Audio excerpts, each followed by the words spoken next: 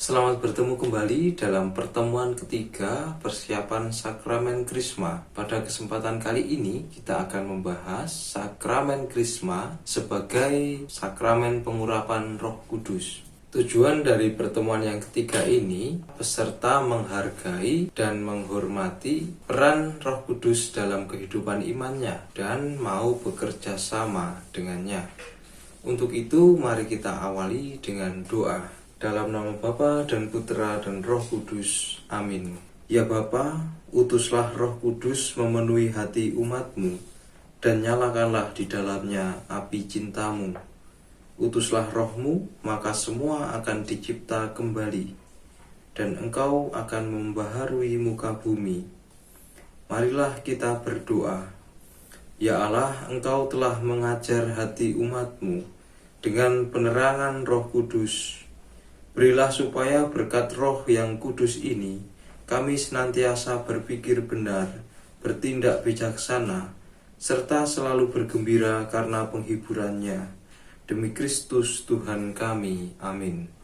Dalam nama Bapa dan Putra dan Roh Kudus. Amin. Supaya kita bisa menghargai, menghayati peran serta Roh Kudus dalam hidup iman kita, serta bekerja sama dengannya. Pertama-tama kita harus lebih mengenal dulu sosok Roh Kudus ini. Untuk mengenal Roh Kudus, kita bisa belajar dari sebuah lagu yang dibuat pada abad ke-9, kurang lebih tahun 800-an. Lagu ini berjudul Veni Creator Spiritus, atau Datanglah Ya Roh Pencipta.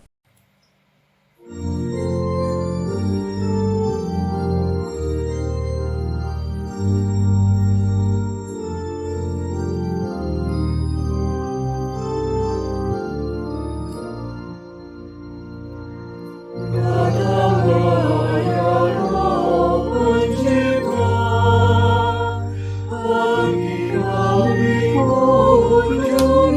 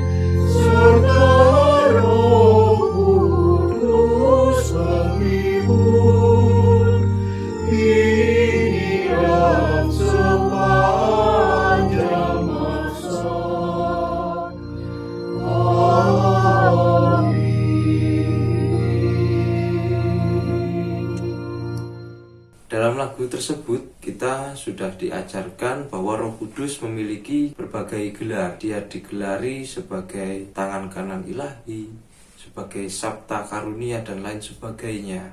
Selain daripada lagu Datanglah Ya Roh Pencipta, kita bisa melihat juga dalam rumusan iman kita atau Credo Concili Nicea. Dituliskan bahwa aku percaya akan Roh Kudus, Ia Tuhan yang menghidupkan. Ia berasal dari Bapa dan Putra, yang bersama Bapa dan Putra disembah dan dimuliakan. Ia bersabda melalui perantaraan para nabi.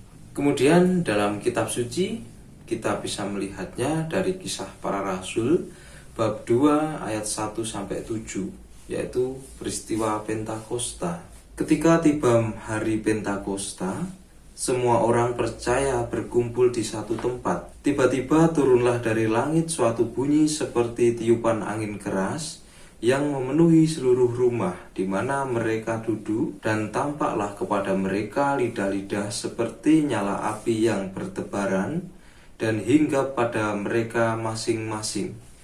Maka penuhlah mereka dengan Roh Kudus. Lalu mereka mulai berkata-kata dalam bahasa-bahasa lain, seperti yang diberikan oleh Roh itu kepada mereka untuk mengatakannya. Waktu itu di Yerusalem diam orang-orang Yahudi yang saleh dari segala bangsa di bawah kolong langit. Ketika turun bunyi itu, berkerumunlah orang banyak. Mereka bingung karena mereka masing-masing mendengar rasul-rasul itu berkata-kata dalam bahasa mereka sendiri.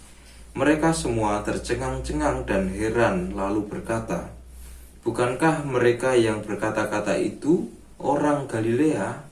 Dalam bacaan ini, Roh Kudus digambarkan sebagai angin. Angin sering diartikan sebagai kekuatan. Angin juga berhembus kemana ia mau. Kita tidak tahu dari mana dia berasal dan kemana ia akan pergi. Kemudian Roh Kudus juga digambarkan sebagai api. Api yang memiliki makna semangat yang berkobar-kobar. Api juga memberikan pencerahan di tengah kegelapan. Kita ingat bahwa sebagian dari perikop kitab suci ini sudah kita bahas pada pertemuan yang lalu. Mereka, para murid, sebenarnya dalam keadaan takut, terdesak, dan terjadi perubahan yang besar tak kala mereka sudah menerima Roh Kudus. Mereka menjadi berani untuk mewartakan, karena yang mereka wartakan sebuah fakta. Nah, kemudian roh yang mereka terima memampukan mereka untuk berkata-kata dalam bahasa lain. Di sana, di Yerusalem, tempat para rasul ini berkumpul, berada di sebuah pelabuhan di mana banyak orang berkumpul di sana dari berbagai tempat, berbagai suku bangsa, dengan berbagai macam bahasa.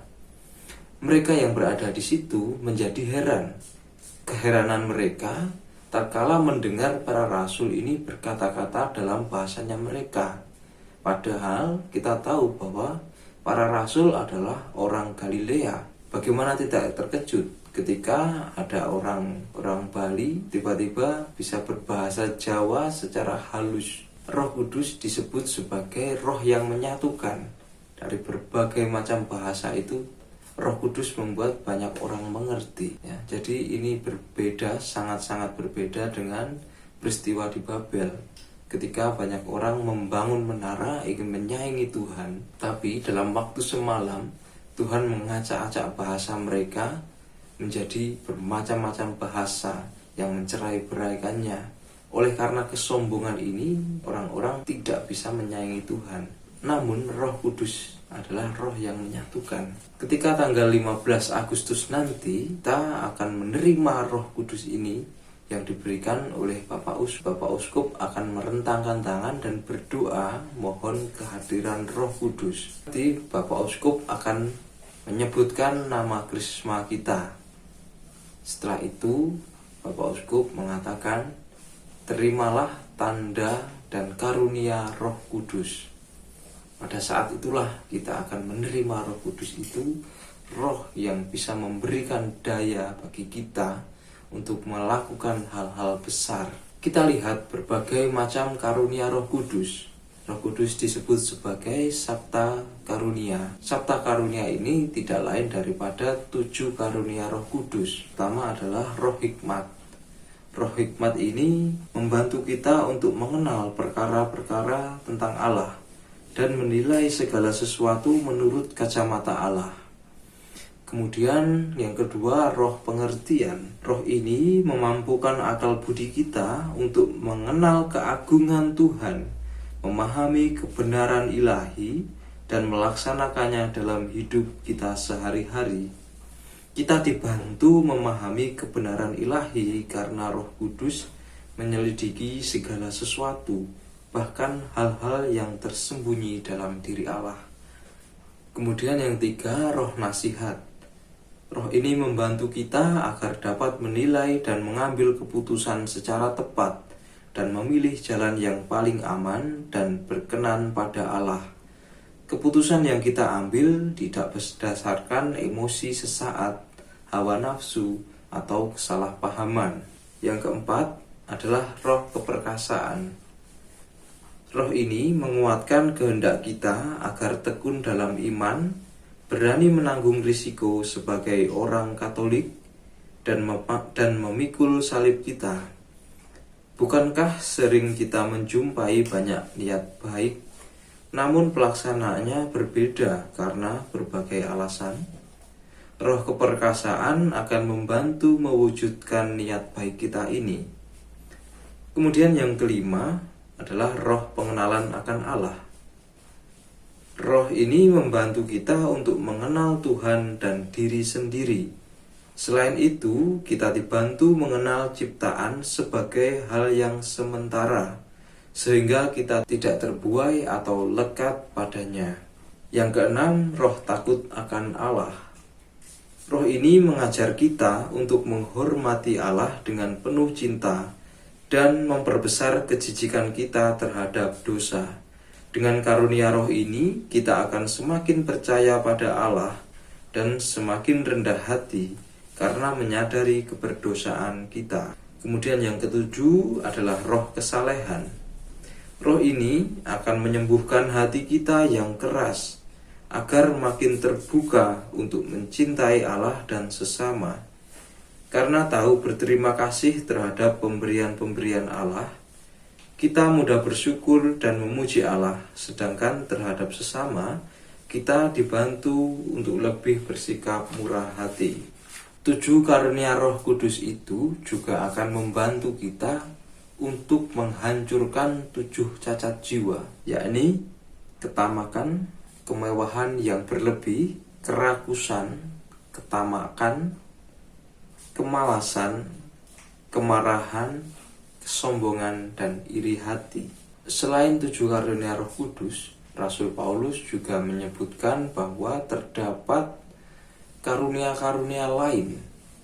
Nah, Rasul Paulus mengatakan bahwa ada orang yang dianugerahi karunia untuk berkata-kata dengan hikmat, karunia berkata-kata dengan pengetahuan, penuh iman, karunia untuk menyembuhkan, kuasa mengadakan mujizat, karunia untuk bernubuat, karunia untuk membedakan macam-macam roh, karunia untuk berkata-kata dengan bahasa roh. 1 Korintus bab 12 ayat 8-10. Rangkuman: semua orang yang telah dipermandikan adalah bait Roh Kudus. Sebagai orang yang telah dikuduskan dalam sengsara, wafat, dan kebangkitan Kristus, hendaklah kita hidup dalam pimpinan roh, sehingga menghasilkan buah-buah roh. Tanpa kesediaan dipimpin roh, tak mungkin kita menghasilkan buah-buah roh.